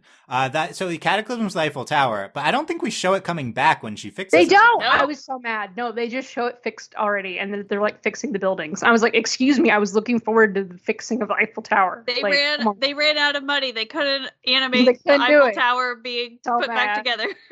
They were like, oh no, we already put in the background where it's already there. It stays. Too bad. So mad. I thought they fast forwarded through all the good build up of seasons 2 to 4. I had that as a low light. And yeah, we only really get like one like villain fight, and then they're just like montage. Then we montage it. You want my discoursey low lights? You ready for that? Yes. Okay, I think this movie goes hard with the ableist language. We get crazies, loony bin. We say it many, many times. Yes. And I know this is like 5 minutes of the movie. They say it like 4 times. I was not okay with it. And yeah, look, I know that's a podcast. We're probably not perfect with not saying crazy and stuff, but there's a difference between like intentionality in a movie, and also it's said in a derogatory way by Marinette several times. I really didn't like that, and I don't think the show does that either. It also doesn't help that like this movie also leans into the stereotype where like the prisoners are all like hideous, except for April's girlfriend. And so attractive. Do they get broken out during Hawkmoth's song? I am not even paying attention. They get broken out and quote unquote akumatized during the song. Okay, yeah. During the song. Abstractly. Okay, I see. Like it's really like this movie's weird. Yeah, so I really didn't like all that. And then just showing Fu is like, ooh, Fu's so crazy. Like, it's fine if it was just like we show him being cool, and that's just like how he's like, he's just like weird. But we just comment on him being so weird, like crazy. I was gonna say they could have like, there are better ways to phrase that. Like, you know what I mean? Like, but the problem is that they never he never gets like a redemption point. Like they never clear anything up. He's just like that, I guess. The other thing I didn't like, right before Stronger Together, Cat lures Ladybug to terrible. Oh my god! He pretends he's hurt, and in order to get her to come, which is like a terrible. It's like a pretty abusive tactic. I know it's not that seriously, but it's just like, this is the thing you're going to do right before your biggest scene in the movie? And him saying like, oh, so you do care about me. Who said she didn't care about you? Just because you think she doesn't reciprocate your feelings. It's all like pretty abusive, and then he like carries that over into like the final like fight sequence with Hawkmoth, and I'm like, no one ever said she doesn't care about you. Like, are you? What is? Who told you? I really don't like Adrian's characterization in this movie. No, we just don't give him enough time, and then we do stuff like this. I think in season I did one, like him telling off his dad though. That was good. Yeah, I loved that. Rest of it though. In season 1 of the show, Cat is like not great. But it feels like the show is aware of that and is like, that's part of his growing, you know. Here, I don't know if the movie cares, you know, like it doesn't come across that way. Well, it's like, even at the beginning, like, I mean, it's funny, but it's also like, I think it's only funny because we've watched Ladybug, but like where he's like, you're my sidekick, and like he's being like a complete butthead in Notre Dame. I was like, Yeah, we do delegitimize him, but I was gonna say, I think the other thing that like Adrian's awkwardness, I guess is the way that I want to phrase that. Like, it gets accredited to the fact that, like, oh, he's essentially been homeschooled. Like, he's just coming to school for the first time kind of situation in the show, which like helps you through that. But in like the movie, he's just awkward, and it's like, okay, I guess. Yeah, I think more, I don't know, more Adrian scenes and stuff would help. Anyway, about the discoursey stuff, I don't know. I just I don't trust this movie's perspective like I've grown to trust Ladybug and honestly Thomas, even though people don't like a lot of stuff. He just also, how did we watch this movie and there's no eco message? I'm confused. There's no environmental message. There's no queerness, right? And then there's just some like small things that are problematic. It's like the movie's not coming from the same place as it's like Ladybug. They're like, let's make Ladybug into like this is like manufactured company Ladybug. They're like, let's make a kids movie. And it's very much like we're pandering to the central mainstream. Versus Ladybug, we don't give enough credit to like its heavy environmental message, its queerness in season 5 and stuff. Like it's gone pretty hard left. Like this movie has no interest in being left. I think we've come a long way from that show with her uncle, the episode with her uncle. Yeah. Oh, the episode we don't talk about. Yeah, correct. Which, like, there's some stuff in season 1 that's, like, not great. I feel like this movie is, like, probably worse, honestly, just, because I think it's coming from, like, I feel like it's not coming from a good place, where season 1, I feel like screwed some things up, but wasn't coming from a bad place. Maybe. I don't know, it's been a while. Anyway, I miss Thomas, is what I'm saying. Okay. Thomas, we love you. Yes, we love you. Also, I think especially because this movie, like, you know, it's very leaning into, like, the romance. That's another reason why it feels so bad, with Adrian kind of being a jerk and, like, a creep. Like, it just doesn't feel good. You're just missing a lot of the context to the romance stuff, I feel like. And anyway. It also, like, makes me question, like, okay, I guess it makes sense for us because we've watched the TV show. But again, if, like, someone who hasn't watched the TV show watches this movie, are they going to get get anything. Like, yeah, I do really wonder how it plays for someone who hasn't seen the show. I agree. I do wonder, like, is it going to make people want to watch the show? Like, I don't know. Yeah, that'd be good if it does. I don't know. My only question is, like, I mean, kind of the movie, kind of like, because of the identity reveal, I'm like, would you feel motivated to watch the show?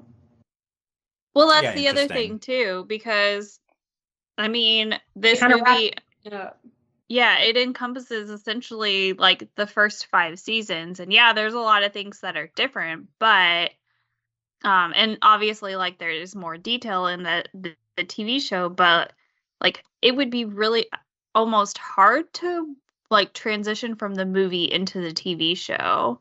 And so whenever like I think about that, I almost wish that they would have sort of pandered to the people who watch the TV show more, just because like I don't know, like obviously we're all gonna watch it, but our pandering was getting the identity reveal, probably. Yeah, I mean, I will say, like, the problem I have with like the Steven Universe movie, I'm like,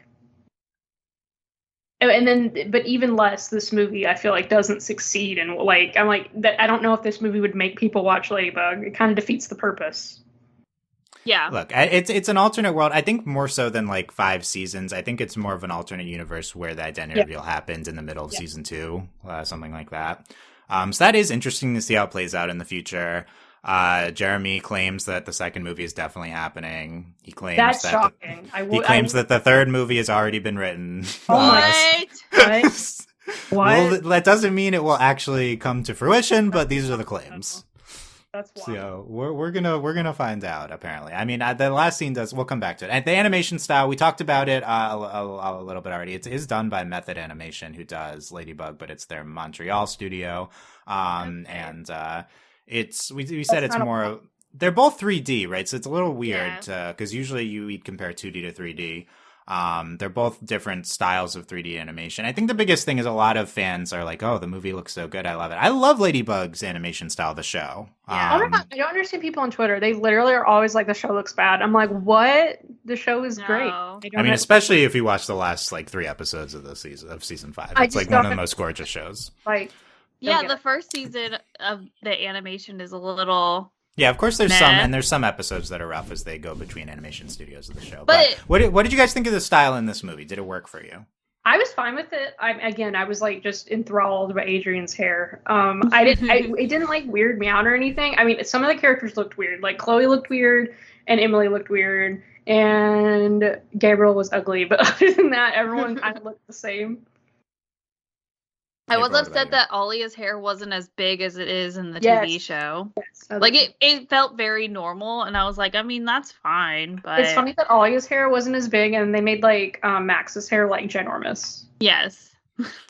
Max was in this movie? I don't remember. I'm too distracted by Luca whenever there's background scenes. He was, like, in the foreground when she blew up the science lab.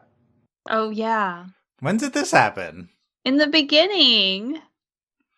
And Alia would just keep giving her thumbs up when something horrible would happen. I'm zoned out in the beginning of this movie. Apparently. I think the movie looks fine. I prefer how the show looks. But I'm biased because I'm like kind of turned off by like Pixar Disney animation style, honestly. Yeah. Which is I will say that's a controversial opinion. Right, yes. I think if you talk to normies, they actually think like Pixar, like a Disney movie looks incredible. And if you talk to people on animation the community, they like obviously prefer 2D, hand drawn quote unquote animation, which I think is more of where we're coming from. But I was kind of jarred by that when I just saw people talking about like how these Disney movies are like the pinnacle of animation. Well, it's kind of like video games, right? Like Stardew Valley is, like, to me, one of the greatest video games ever. And I even was one of those people growing up who was like, I don't want to play a game unless the graphics are good. But, like, we've gotten to the point now where it's like, you know, for example, like Hades. Hades is a gorgeous 2D game. But, like, other people would be like, I only play Call of Duty and I want, like... Yeah, people want, like, the most CG realistic I want it to be, like, so realistic. Like, and it's like, no... Yeah, but No, like this movie honestly doesn't even bothered. look realistic though. That's the other So- thing. It's very, yeah, like I do think the hair, I guess, is more realistic. I think that's the big thing is like it like also I think there's just this weird like fake like it's more adult, which is like not true at all, obviously. I think I don't like it's like a halfway between because It does feel very DreamWorks. Yeah, again, this movie just screams, I want to be like a big budget animated movie, like between the style, the action sequences, a lot of the script approach, and so I feel like that's where they're coming from. I don't know. It's not like it's bad though. I think it's not bad. And I mean, there were some scenes that just looked absolutely gorgeous, but like you're right. Like it looks like it really wants to be like a Pixar movie or like a DreamWorks studio movie. Like if they were like, which do you want for the next movie? I'd be like, just make it the animation in the show. Yeah. Yeah. I personally save money much on prefer character design.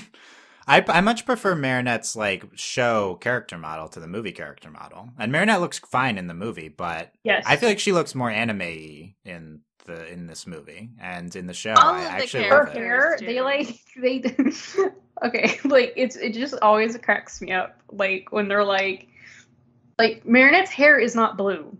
No. But they're it like looks very blue in the movie. That's the problem. And I'm like, blue. y'all, it's really not hard. Like it's not difficult to do this. Yeah, I just think this is a big difference between like me and maybe us and a lot of people is I love the Ladybug and like Ruby 3D animation style. Yes. But like, a lot of people Volume 3 Ruby, not Volume 1 and 2 Ruby. Well, the later Ruby, yeah. Later Ruby. And later Ladybug too, because Ladybug season 1 isn't as good in terms of animation.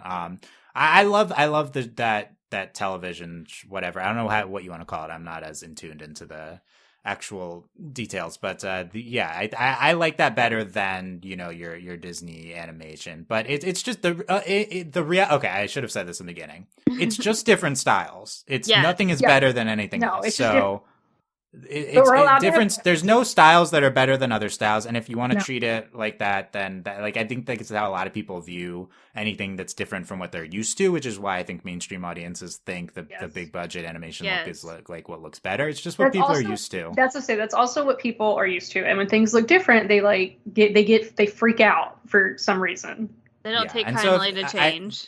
I think if you're not someone who like watches Ladybug the show or like likes how it looks, if you start to like watch it, you'll get used to it, and then it like looks gorgeous. I think so. It's but I will say the movie's animation really shows out in some scenes, especially the songs, and a lot of the action animation is also really good. So I do think I was worried, because we start to see the character models in the previews, and I'm like, I don't like how the characters look in the movie, but it works in the movie. It works in the context of the movie, I think.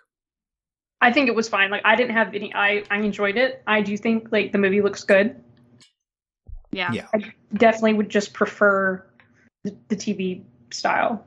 Yeah, which I think a lot of people are like screaming at their phones right now when we say this. I think they don't know what we're talking about, but we like the show. We like how the show looks. We like the show. That's the difference. We do not hate watch the show.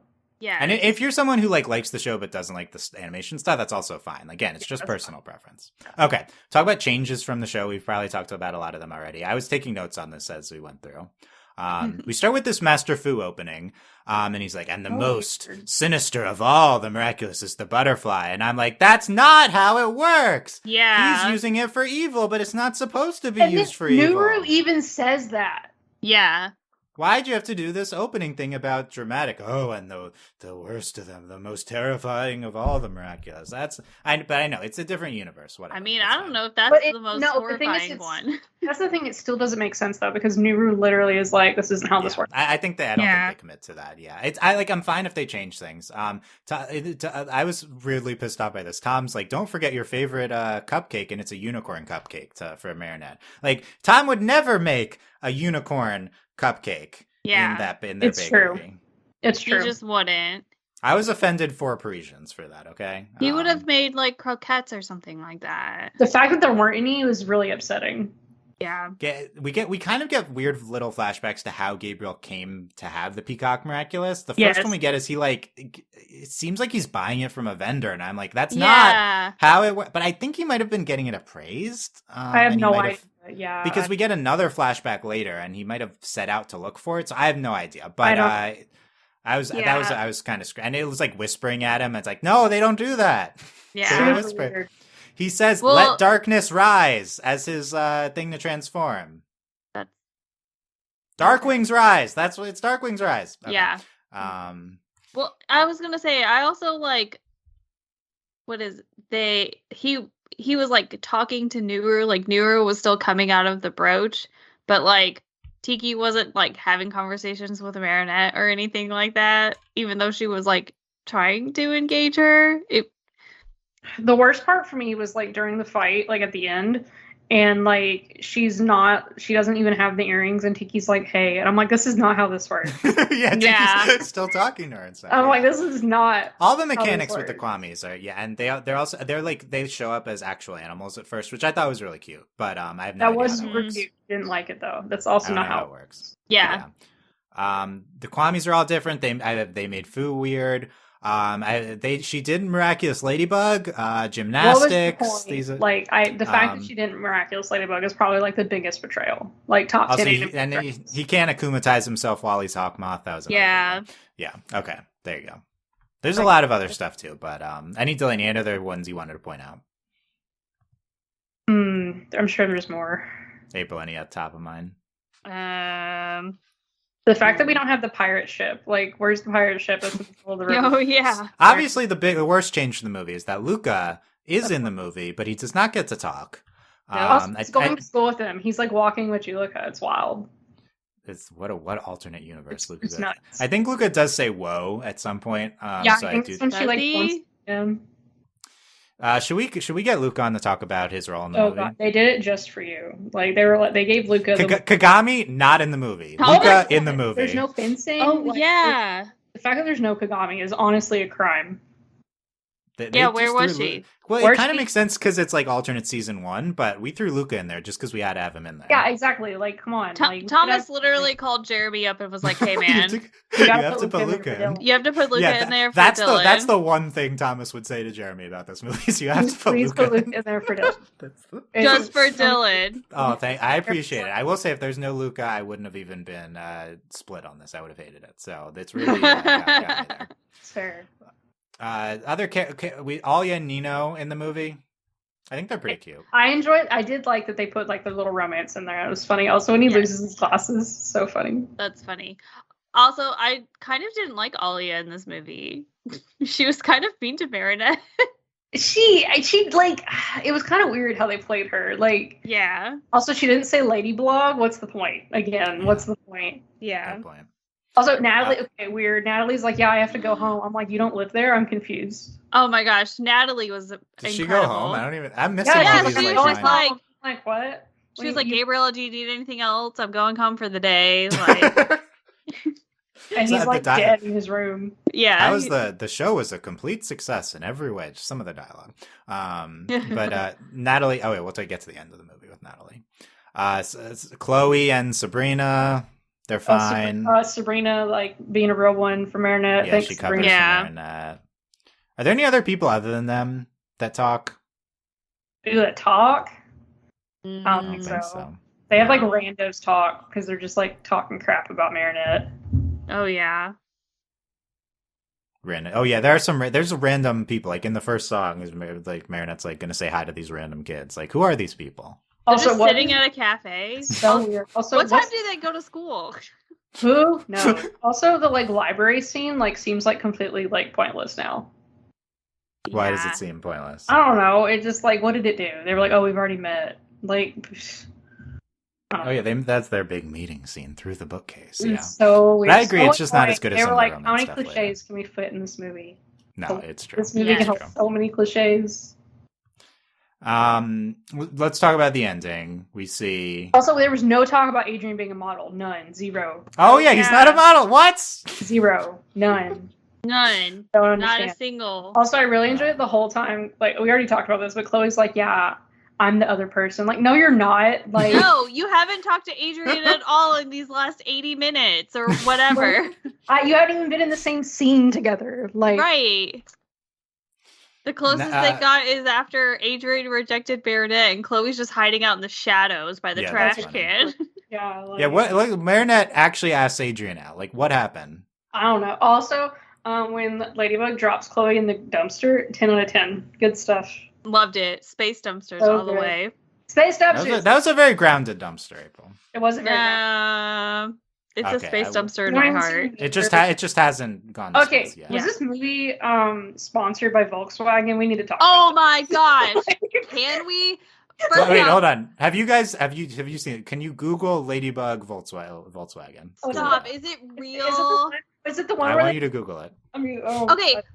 I got really upset because a long time ago I used to have a populates is I don't. Oh my god. No, did they really make this? Oh my god.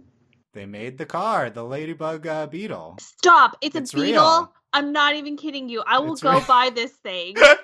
I'll get the Cat Noir car. No, oh my god. I'm not even kidding you.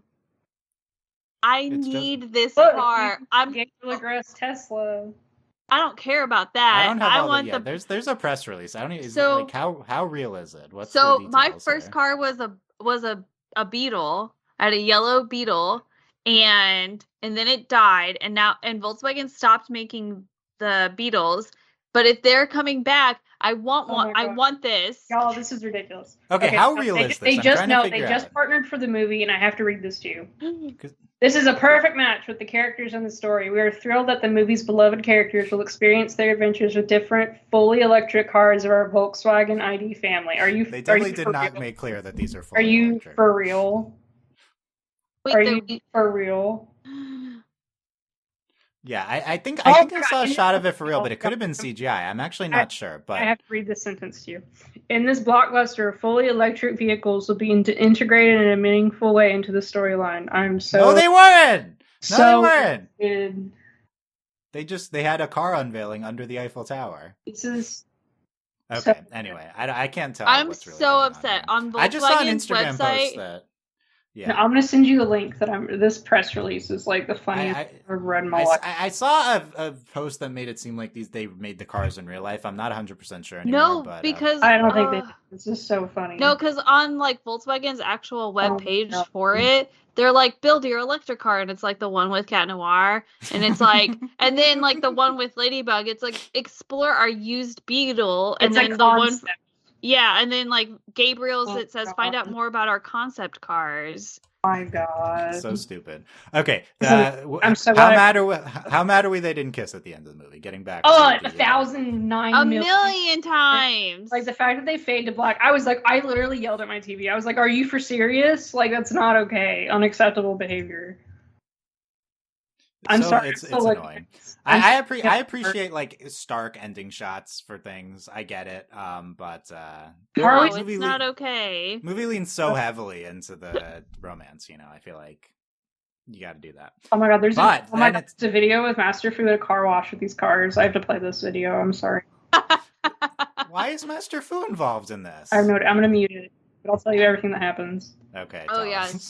Please tell us. Okay, they're like Ladybug, Cat Noir. Oh my god, it's Master Fu. Okay, they show up. It's Ladybug and Cat Noir. There's dialogue. I'm sending out this video. Is it the one on the webpage? This is wild, yes. Oh my god, the Kwamis like power up the cars. I can't do this. This is like the wildest thing I've ever seen. Oh, it's the one at the same one. I'm sorry. Volkswagen.co.uk. Yeah.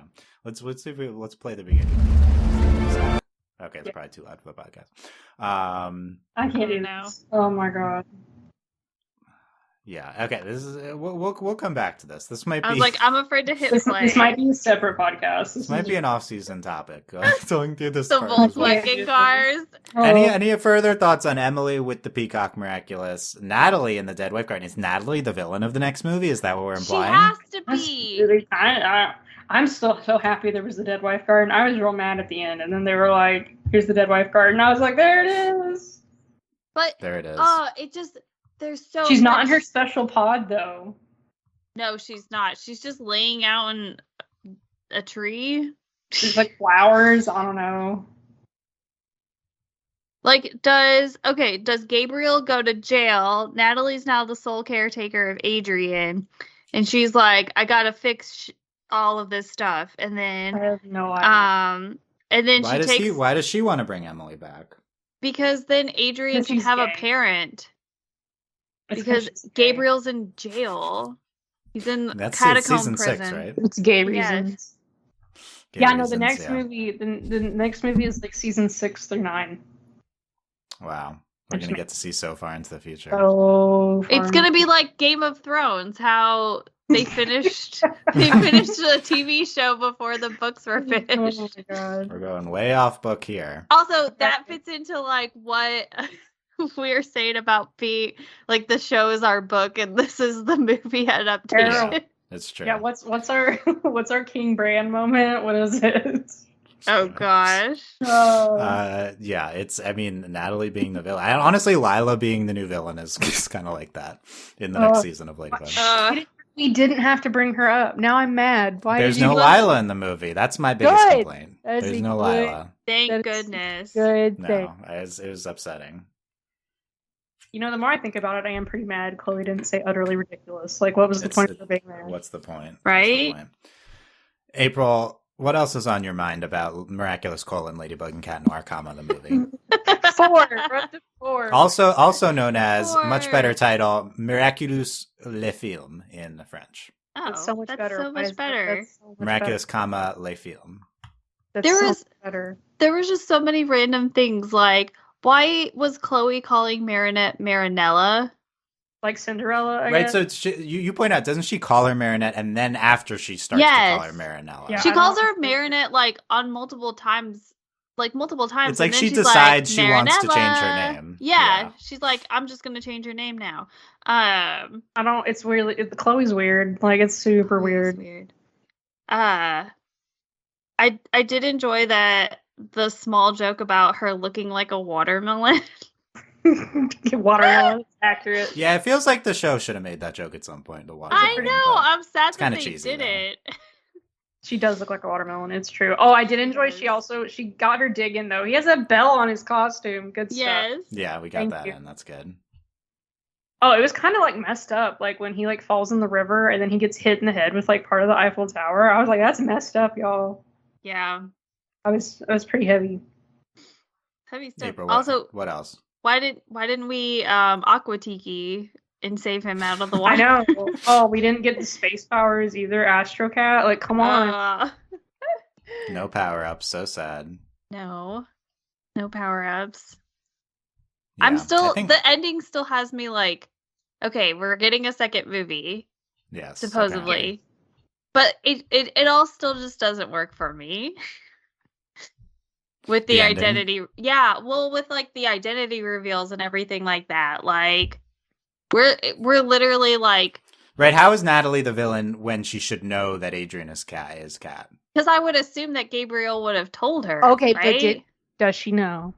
Well, yeah, but that's the thing. Like, because I thought that I was like, does Natalie know that? Because we gave back the butterfly Miraculous, but yes. Gabriel knows Adrian is Cat Noir. It just doesn't work. Like it would have worked better in the TV show because Gabriel is now dead. So, and then like he takes that secret to the grave, literally. But it's hard to wrap my head around like Gabriel still being alive and knowing the identities of like Cat Noir. Like, is he going to be? Adrian visit him in prison sounds hilarious. But also, like, is Gabriel going to be like the Luca of the movie universe because he knows sent away? He knows both of their identities. Except he still doesn't know Marinette. He'd be like, it'd be funny if he like brings Marinette and he's gonna be like, wait a minute. Well, he tries to line up like a group of 10 French girls to identify Marinette. It's like, which one is this? Here's the other problem with that is like Soakley comes up. He's like, wait. Oh, this movie didn't have So Clean. How dare? How dare? There was a lot of things that we honestly, movie Marinette is the So Clean to show Marinette. It's true. It's true. If that makes sense. What was that? What else? Delaney, any other thing on your mind from Miraculous, wait, I don't have it pulled up. Ladybug and Cat Noir, comma, the movie. We're up to 5. No, I'm still stuck on the cars and how we were somehow supposed to just know. I shouldn't have brought up the cars. That was a mistake. I brought up the cars, but then you made I shouldn't have said Google it. I should. That's your fault. Yeah, you told us to Google it. There was something. I'll think about it. It was something with Adrian, but it's gone now. It's okay. I think we covered most of my notes. I have in my notes, why isn't he a Centimonster? That's a good note. Yeah. Yeah. I mean, he still could be a Centimonster because they're gonna pull in the Peacock Miraculous. They have to introduce Felix and Kagami. Yes. That's scary. How exciting for us. And we need Luca to talk. That'll introduce him. We need his all mom. of their friends to talk. Ship. We need the band. Oh yeah. I mean, we need Marinette's friend group is a big thing that's missing. Yeah, but that is something that's like so good. You mean her whole class except Chloe and Sabrina? It's so good. Yes, exactly. That's like the biggest thing that this movie is like missing. And I understand. Well, I don't even understand it because Marinette could have still had the same character arc with a huge group of friends. Like also, it's like so pivotal to the show. Yeah, it's and like then so for her to literally not have a single friend is. That's also like a jarring part of it because like part of like Marinette's character in the show or just overall is like that she has this huge supportive group of friends. Everyone loves her because she's good. But like I don't know. They did. Yeah, I mean, I think like I think the friend group is introduced later than season 1, so it's like this movie's season 1. You know, if you think about it, I think they play up the clumsy way more than how awkward she is. Yeah. She only stutters like once in front of Adrian. Well, I guess it's fine. She didn't know who he was or that he was a model or anything. Oh, he's not a model? Yeah, I think you're missing a lot of that. I don't even know. Because that's how Marinette knew Adrian There's in the first place. stalker board. That's what I said movie. earlier. Like, there's no stalker board. Who is this? Who is this girl? I don't know her. Did she even go here? It's a good question. Did she even go here before the movie started? That's what we were talking about. We don't know. This movie's so confusing. Like, there's so many questions. We literally do not know because that's the other thing. Like, I know we've already talked about the writing and all of that stuff, but like, there's so much that's missing, and like, we know it because we've seen the show. But again, if you haven't seen the show, I still think it's gonna awkward. fall flat. I also just think it's awkward. Like, even if you didn't know, like, I think it's confusing. Like, watching the movie. I think that's like my biggest problem is that because they just left out sort of these pivotal things. Like, also, where's the moped? Where is it? Oh, she had a bike. Where's Grandma? Yeah, where's Grandma? Where's racist Grandpa? No, I mean, racist Grandpa's better than the uncle, but like he gets better. He does. Where's racist Grandpa in season 5 of Lit? We forgot about all these people. We did. Oh God, we left him out for a reason. True. Okay, let us know if you are someone or know someone who did not watch Ladybug who watches this. We're curious. And also, what did you think of the movie? What did you think of our opinions? Are you blasphemized that we did not love the movie? I honestly have no idea how fans feel about the movie. Hopefully my mom will watch and I can I'll have mom reaction, because my mom is aware of Ladybug and I think she's seen a couple episodes. I'm sure she's seen several episodes at this point because of me, but yeah, it'd be interesting. So I don't know. Look, we have a lot of different thoughts on the movie. That was good. I don't know if we have any final summarizing thoughts. I think not we really. I like it less now that we talked about it, but I still think it was I really enjoyed watching it though. It's awful, but it's fun. It's fun. The soundtrack's a really good time. I recommend that. The music is great. Yeah. Yeah. Yeah. I might watch it again at some point. I don't know. I might walk back my comments about the Steven Universe movie. Okay, you're gonna. I mean, those are in our circles. Those are controversial, but it obviously is controversial. I might recant. I haven't. I'm on the fence. I mean, you have to. We can't. You can't just recant because I you're wonder- worried about it being controversial. You got to rewatch it and decide for yourself. You know, like now that we've talked about it, I'm thinking about it. It's just a different situation because that takes place after. Also, the music is so good in the Steven Universe movie. Yeah, yes, it's so good. I just hated. Oh, okay. You're gonna. Should we censor that? People are gonna come at you for that. Just bleep that. That's hilarious. My wife's I'm gonna bleep that. I don't think you guys can handle that hot take Delaney just unleashed. So I'm gonna bleep that. I'm sorry, You're gonna guys. censor it. I'm gonna censor that. You can guess what Delaney said. I wonder if we would if us coming straight off of the end of season 5 played a huge impact in how we feel about the movie. I wonder, think it did. I feel like I would have liked it less. I wonder if it hits differently. I think it totally hits 2 different. months. Yeah. I don't know if I could. I don't know if I could have emotionally handled it watching immediately though. Well, I am glad that everyone in the comments said we should wait to see the show because if we saw the movie, identity reveal in the movie, that influences you. I feel like a big part of the goodwill that the movie has is because of the identity reveal at the end. So if we didn't know if the show would have it, then I'd be like, who cares? The show will do it better. Probably. Maybe I would have been less irritated at the season 5 finale. Oh. Interesting, because you saw an identity reveal. I mean, we're gonna come back to the season 5 finale and talk about the identity reveal and in terms of how that plays overall with the show. We will have one more podcast on the secret 27th episode of Ladybug Action. What? Oh yeah, where is that? What? It has not aired in the U.S. yet.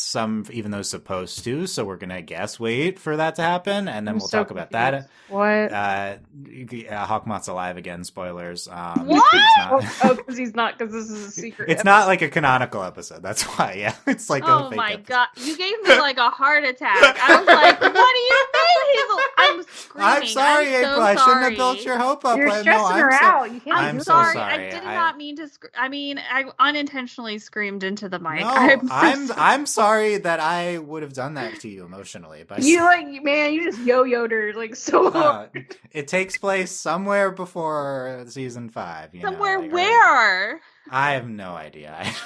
I don't know. I'm ready for this. So we'll talk about season 5 as a whole. And if you were yelling at your podcast from our last podcast about the big, I guess we're in season 5 territory, spoiler territory. Is it Amelie? Is it Emily? There's a lot more controversy than we talked about during the podcast. So we're going to recash that whole topic. Twitter is blowing up about that. I'm back on Twitter. Thomas retweeted us and commented about it. And we need to talk about that. We're going to talk about all of it. So, also, I saw one of our YouTube comments I want to reply to. Oh, yeah. So we were pretty hard on that Emily's definitely alive. I will present the counter argument in the next podcast. So I need to do some research. I do your own research. I will. Yes. I said not you. I know. I've done the research, so at the very least, I can present what I've found. There's a legitimate take on it. It'll be interesting to talk about. It will make you infuriated. I'm excited. I lost my mind about this after the finale. I'm so upset.